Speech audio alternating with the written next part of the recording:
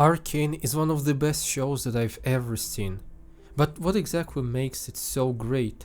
How come a Netflix show based on League of Legends, of all things, the game that never relied on good storytelling, managed to turn into the biggest phenomenon from the world of animation in recent years? There are many great words that can be said about the show. The animation is absolutely stunning. Arcane is the most expensive animated show for a good reason. Action scenes are amazingly creative, and the world of the show, Piltover, Zaun, everything else feels vibrant and alive. But if I were to choose one specific reason why I keep returning to Arcane over and over again, is that I absolutely love the fact that there isn't a single truly positive or truly negative character. This is what makes Arcane so relatable and so close to our reality. Sometimes people do terrible things, but almost nobody does bad things for the sake of doing bad things. Everyone has a deep personal motivation because everyone is a human. And Arcane does an excellent job showcasing that. The story is built on systemic inequality between two cities, Piltover and Zaun. From the perspective of the Undercity Zaun, Piltover always oppresses them by not helping them with poverty and crime, not granting them independence and opportunity to govern themselves, and constantly sending the enforcers, local police, to keep Zaun under complete control. Zaun suffers because Zaun can't have its own government and working political institutions.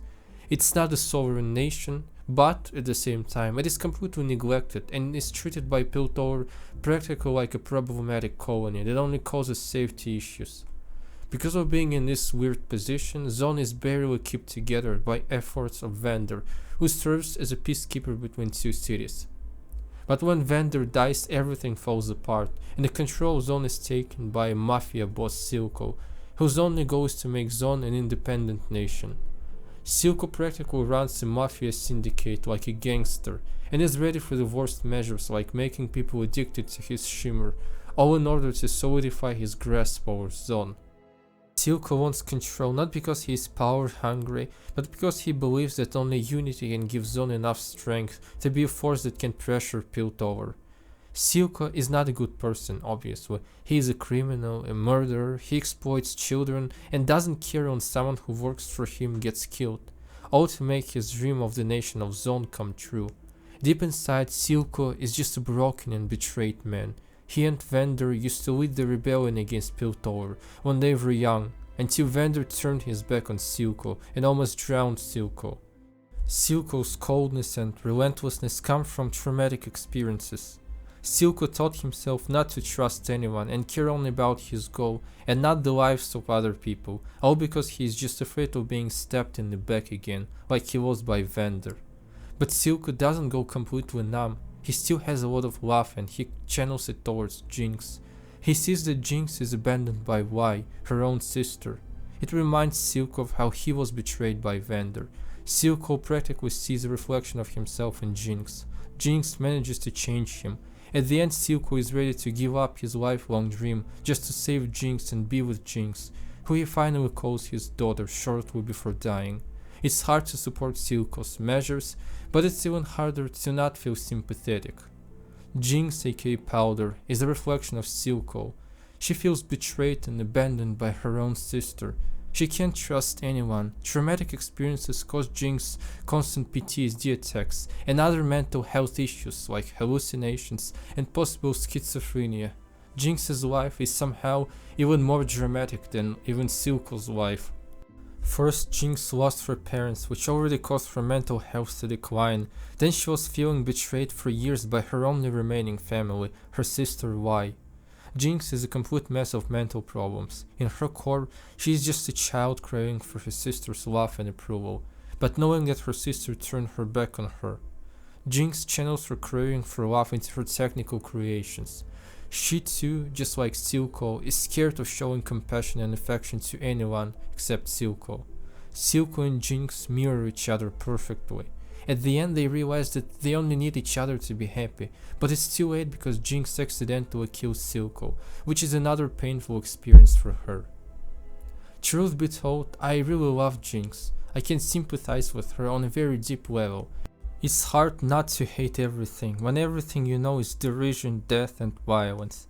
Jinx is just a struggling kid that needed love and only received love from another broken man. Vi has always been trying to protect Powder. When he found out it was Powder who caused the explosion that killed her friends and Vander, she got mad and abandoned Powder, but came to her senses almost immediately.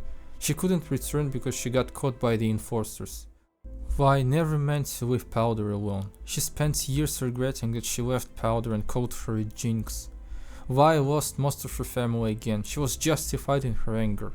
The problem with Vi is that she never accepted Jinx and kept thinking of her as her sister Powder.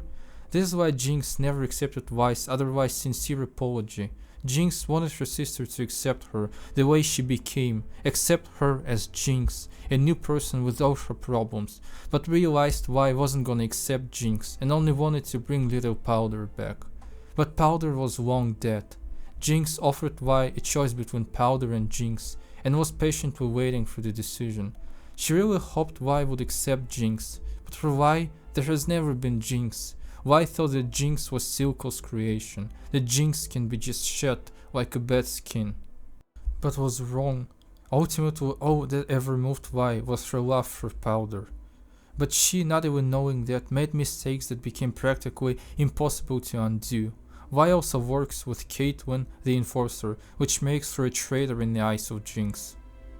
From the perspective of Piltover, Zaun is just a constant source of criminal activity that just wouldn't come down and get civilized. From the perspective of the Council, Zaun is a constant threat to Piltover's well-being.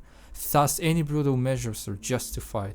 And since Zaun harbors criminals, it cannot be granted independence from Piltover. For Piltover will lose the ability to keep Zaun's criminality under some sort of feeble control, even if this control is sometimes through brutal force. Councilors live in wealth and prosperity without understanding how people in Zaun live and how they feel, thus unable to emphasize and make right decisions. Almost every character is in the same morally grey area. Mel Medarda wants to commercialize Hextech despite its dangers, because she wants more power, and thus she wants to be validated in her own eyes and in the eyes of her mother and Bessie Medarda, who casted Mel aside for weakness when Mel was too young. Vander betrayed Silco because Vander realized that fragile and oppressive peace might still be way better than war, and by stopping the resistance, Vander saved tons of innocent lives from the fate that the parents of Vi and Jinx met. Jace only wants to make the lives of people better with Hextech, and he's tired of the council being too slow and too scared to do anything. That's why he ousts Heimerdinger, and then, despite council's agreement not to interfere in Silco's business, goes with Vi to the underground Shimmer plant, which results in Kid being killed and lots of people recruited by Silco being rounded up by the enforcers. At the same time, Jace is ready to accept Silco's deal and even let Silco run free. Victor is perhaps the closest to being a good guy in the whole show. He just wants Hextech to save his life and heal him. Victor is afraid of appearing in public because of his limp. Without him, the Hextech would not exist, and yet he doesn't envy Jace for being popular and beloved and for becoming a counselor. Victor never even thinks of backstabbing Jace. All he wants is to have a normal, healthy life. And yet he feeds dangerous Hexcore without thinking of the consequences and causes completely innocent Sky to get obliterated by the Hexcore. Even Marcus, who seems to be the most despicable character for striking a deal with Silco, just trying to make the future of his daughter as safe and secure as possible. He takes Silco's money because he hopes that this money will be a guarantee that Marcus's daughter will have a decent life when Marcus gets too old or dies early, which is highly possible for an enforcer regularly descending to the Undercity. In Arcane, nobody is a truly good guy. There is no truly good side to root for. Arcane is just different characters with their problems trying to find some peace and achieve their goals, but their goals often violently clash. This is why Arcane is one of the most exciting shows that I've ever seen, and I can't wait to start watching the second season. Thanks for watching this video. YouTube algorithms certainly love when you subscribe and leave comments, so I would love to see your comments under this video.